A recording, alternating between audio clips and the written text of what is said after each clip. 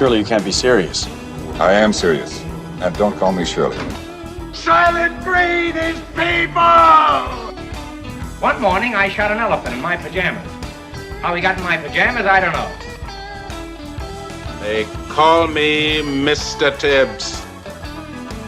E.T. Phone home.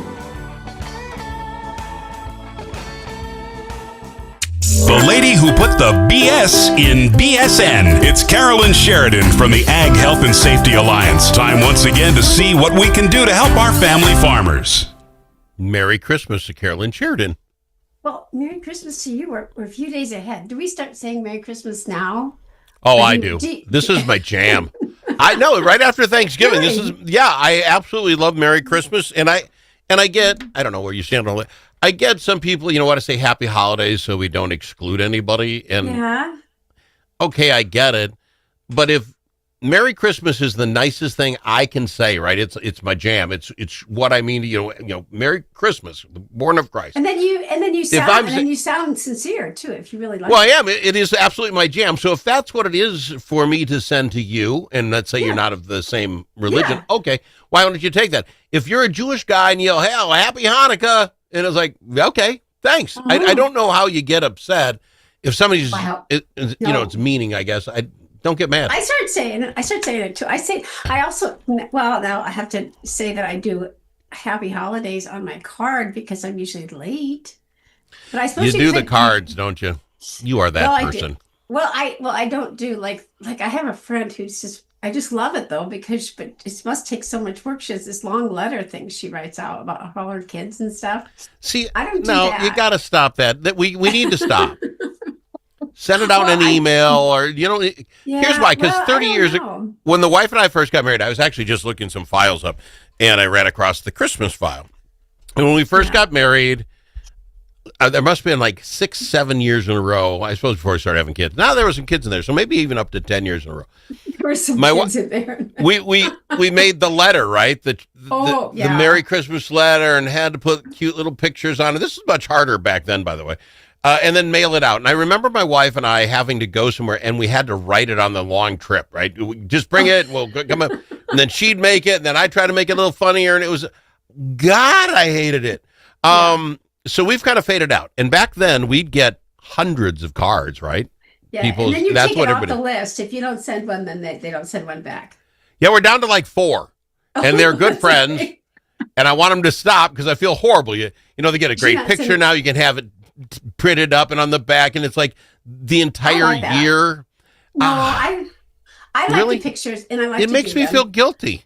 Well, I won't send. Because I don't do it. No, don't send me one, please. I don't feel bad if somebody doesn't send one back. But I went a period of time when I didn't do it either, and then the list got shorter. But no, I like it, but I don't put any long letter in it. I don't do any of that. But it puts the pressure on everybody.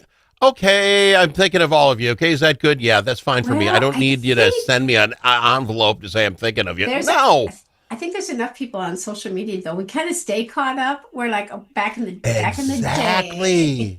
Exactly. And does this count? So you get up, and this is what's going to happen. Just watch your feed on the Facebook or whatever. You'll get up, you'll turn that thing on, and 600 people are all going to say, Merry Christmas, Happy New Year. And that's like, they're calling it even. And it's like, okay, I can live with that. And then people do put their Christmas card and stuff on social media too, so you get to see it there. But I do hear what you're saying. And my dad and mom always wrote them out. And I know my dad would just would be like, oh, hey, I don't want to do that. Yeah, he had to do his certain people. He had to do like his Navy buddies, and he had to do, anyway. See, but I think we can communicate other ways now. Call me. You got a cell phone that can reach from almost anywhere except the the top of a mountain. Just send me an email, text. Except some places on the farm we can't reach. That's a good point. Yeah. You guys got to get that. What's that Elon Musk thing? That Starship thing they've got. Why don't you have that? Starship. What's it? Starlink. Starlink. I don't know if Starlink links everywhere either. I don't know. But of course it does. It's up there in the satellite area. That's what he does. Yeah, I don't know. You Anyway, should get but Starlink. that's part of like survival. Like so when we say like ultimate winter survival, ultimate winter, it has to do with like sending cards too. It's just we're just surviving, right? I don't know what you want to talk about today, but I got more questions for you now about Christmas. Can we do Christmas quick? Okay. We can do Christmas quick. Yeah, we're going to talk about my day yesterday. Yeah, go ahead. Well, that's what we're all waiting for. What was Carol? Okay. Go ahead. Are you? I mean, you pride yourself on being that grandma, right? I mean, you quote unquote babysit all the time. Doesn't matter. Drop a hat, you'll come up and get them. No babysitting. We don't call it babysitting. I don't call it babysitting. Why? Because you lock them in another room? What do you mean? No, just hanging out. Just getting to hang out. That's what I call it. Just getting to hang out while you're while the mom and dad are off having fun. Yeah, that sounds like a good thing. But here's the thing. Right. You're into that. How do you handle Christmas? How many grandkids you got? Oh, just two. Yeah. Just two. Okay, so those two. Yep. Girl, boy, what's the two girls and they're sisters. Yeah, 2 years Okay, apart. So this is good. Do you make sure they get the exact same amount? No. Wow, I didn't even get the question out. The same number of gifts? No. Not any. Wow. No, not really. So they will know after Christmas morning who you love more then. That's what that's going to find out. No, yeah? No, I don't think so because some of them are joint gifts, too. Oh, that's even worse. Yeah. Here's a box of socks for both of you. Well, maybe to some degree you do, but then in the chaos and bedlam of it, especially if there's more than two grandkids or more than a couple of kids, people kind of forget because they're like. Oh, I don't think kids forget. I don't think kids forget at all. Well, I never. Yeah. So which one do you like more? I like them both equally. That's a bunch of crap. Because which one got physically more presents? Well, I'm not done yet. So I don't know. Well, and then I'm this year I'm giving more like experiences. Like so you get a gift to open. How old are they? 6 and 8. What experience? You're going to go to the McDonald's Playhouse? What is it? So an example would be, let's say our neighbor has a horse and they're going to get riding lessons. So they'll get a new riding helmet and then that's what they open, right? So that they experience it. Or it might be to go someplace fun. It might be a special park. You might go, play on something. You've got a card. You're going to give an 8-year-old a card saying we're going to go to the park by the river. Really? There's something they can have, but then you talk about, well, this is what we're going to go do. And it's something to look forward to. I like it. I like it a lot. All right. All right. If Al was my child, he would say, she got more. It was more expensive. I guess I thought, going into that question, I thought you were probably one of those that spent the entire flipping year finding that perfect gift that little Sally wanted. Didn't matter the cost. You got to get one gift, and the other one's one gift, and it's perfect for both. Well, there is a little. You have to admit, there's always just a little bit of that. You want to make sure it's not completely skewed. My dad was very good. He said it's not always equal, but it's always fair. Well, that's great if you're the one getting the most. That is a great line. You were the one getting the most, weren't you, Carolyn? What's your family situation? How many brothers and sisters? There were 5 of us, and I was the second. And you were the favorite one, right? No, I was the trouble. That's right. I think Al, maybe we should stop talking about me and talk about you. I just find this interesting. No, do you do the stocking thing? Are you a stocking person? Absolutely. I love the stocking thing. And then some years we would go on a big family trip, and that was our gift. I love that, where you just you give the gift of a memory. Oh, you wake up Christmas morning as a child, you're in your teens, you're all excited, you run downstairs, you're looking at the iPhone, and it says, we're taking a family trip, getting the truckster, we're heading to California. Those are the things you plan ahead of time. Absolutely. So Al, do you do equal and fair? Do you count gifts? Is it everybody gets the same number? Is that what you do? Oh, I do. I get nothing. I do nothing. This is honest truth. My wife spends the whole year we have a closet somewhere, and all year long, not me. They just pack in there, and then all of a sudden she gets it all laid out because these are the perfect gifts everybody wanted. And then she goes, oh, this one's a little shy. And I don't know if it's a numbers count as much as, this is a little shy, they need more. It's probably about the amount. I do that too. Well, the best thing you can do for that is create yourself a little Excel sheet. And as the year rolls on, just plug it in there. Then you know where you're at. I'm not doing it. My wife has a mental thing. It's like locked in there. She's like the Rain Man of Christmas gifts. Oh, I got one of those in there and she knows everything and where it's at. Oh, that's good. And so I don't deal with it. This is the truth, and it's horrible.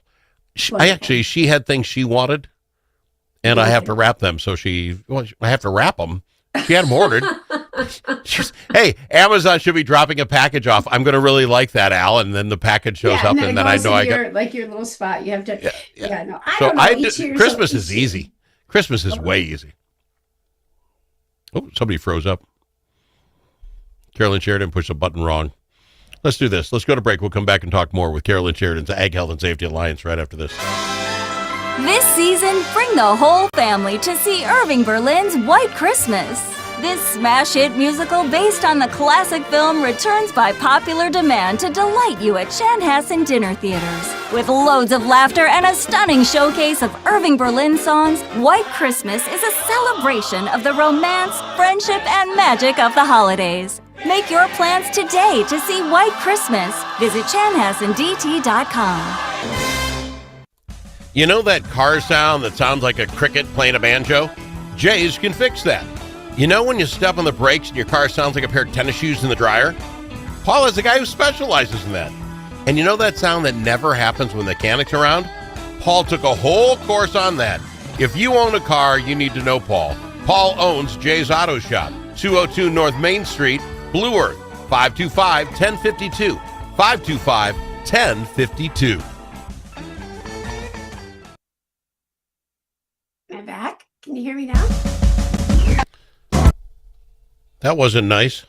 I know, it wasn't nice for me too, because my computer, I don't know, we had this big snowstorm thing yesterday, so yeah, I'm back though. You should ask me what I actually do for Christmas.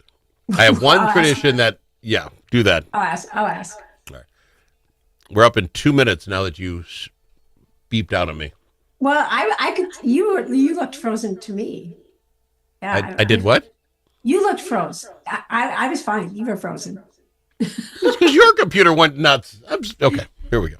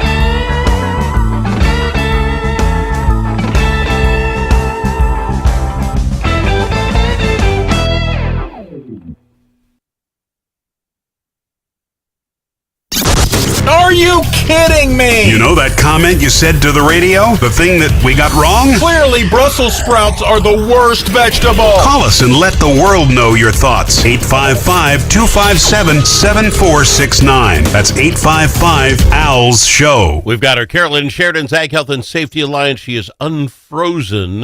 We've been on the program like 4 or 5 years. I appreciate you being on. And we've been talking a little Christmas stuff. Yeah, Al, I want to know something. What do you actually do for Christmas? Like you said, your wife does a lot of things. She does everything. Her. Yeah, and the same here. Yeah. If I'm going to be completely honest. Yes, we want that. Yeah. Okay. I'll be completely honest. So 30-some years ago, that'd be about right, I was listening to the radio show. I'm a talk radio guy. And some guy mentioned things that you could give that didn't necessarily cost a lot, which was right up my wallet and my care factor. Right. And he mentioned writing a list of 10 things that he loved about his partner, his wife, and put that on a letter and then put it in her stocking. And I thought to myself, yeah, that sounds cheap. So in 97, because I remember it was the first year my son was around, I wrote 2 letters, 10 things I love about you, Stephanie, and 10 things I love about you, Connor, and put them in the stocking. And that's it? That's what you did? Well, and I've done that every year since for whatever that's been, 26, 27 years. And every year and it expands. My son got married and his wife, and now I write her one, and it has been expanding. It's an interesting process, and I used to wait to the last minute. Well, first couple things. The first one to my son when he's like 1, he could have cared less. Absolutely. And it's kind of tough because what do you like about a 1-year-old kid?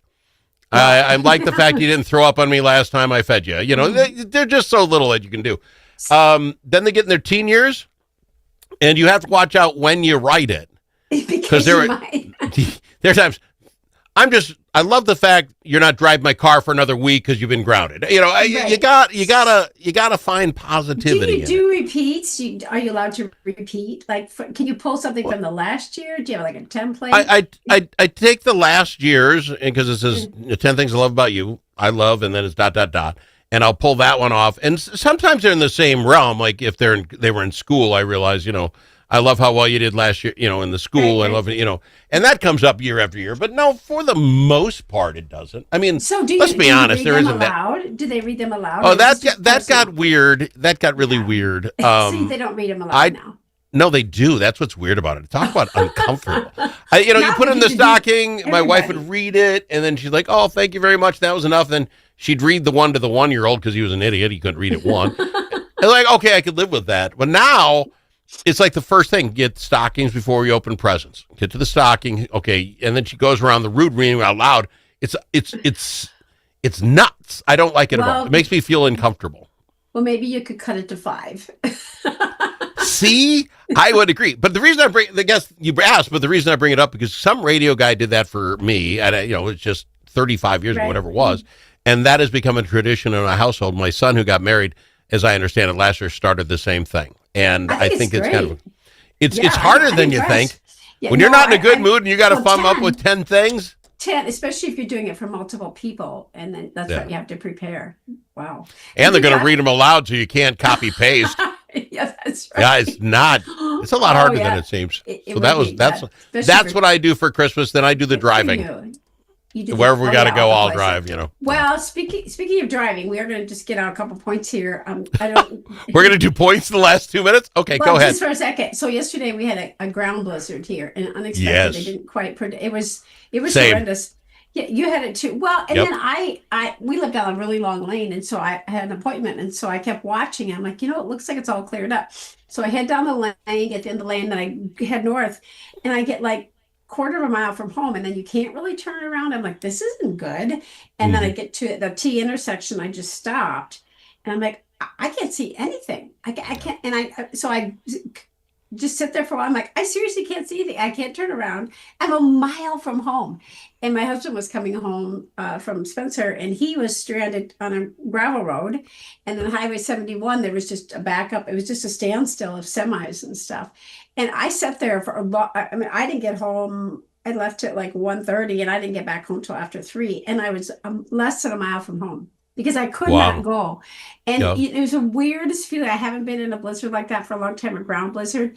And your mind kind of does funky things. And I was like, what do I actually have in the car? I'll be fine. I've got a full tank of gas. I've got my cell phone. I've got a book to listen to. We talked about having a safety kit in there. Did you have a safety? You haven't. Oh, my. I didn't have what I thought. Shame. I had like gloves and a hat, and I had good boots on or whatever. But I thought, if I was here long enough, where's my food source? Well, you'll be fine. I usually have stuff in the back for the grandkids. But and then just to get turned around was a deal. I was mostly worried someone was going to run into me. Get your flashers on. My flashers wouldn't have done me any good. Nobody could see me. Finally got it was really that tough. They closed I-90 down just next to our place, And it was weird is that we were supposed to not get much. It's going to be a little windy. Right. And then it all shifted south, and we got snow and the wind, like you say, the ground was, you could not see. 50, 60 mile an hour wind, and because we got a little rain to start, it was slippery. Yeah, it was a tough one. And then it was so windy, like your car was moving. You felt like your car was moving. And then if you kept looking straight ahead, you felt like you were driving. You felt like you were actually moving. And I kept looking at my car. I'm like, it's in park. I know I'm not moving. But and there was this little piece of me that's like, well, when I got turned onto my lane, I couldn't even get down my lane. Yeah, because I wouldn't have got. So it was just a really good reminder of, I talk on the Al Travis show, and I tell people what should they have in their car. We need it. Get that stuff in your car. Get it in your car. You never know what I'm going. It was so bad. Duke, my dog, he goes out like every hour just because he wants to go chase a squirrel, and he just constantly. He wouldn't go out all day yesterday. He must have went 10 straight hours. You'd open that. You got to go out. Look, he's like, you fooling me? I ain't going out there. It's a blizzard. Carolyn Sheridan says, be careful. I'm not heading out. He would not go out. Yeah, so I had some of the things, but certainly not all of them.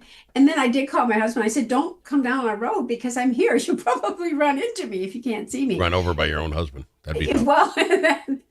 Santa got run over by, what is that song? Anyway, but yeah. So aside from knowing, grandma got run over. We're out of time. I gotta fly. Get your stuff in the car. Yeah. Okay, there you go. Good answer. We got a tip That's out. it. Carolyn Sheridan's Ag Health and Safety Alliance on the Al Travis Show. And we say Merry Christmas, right?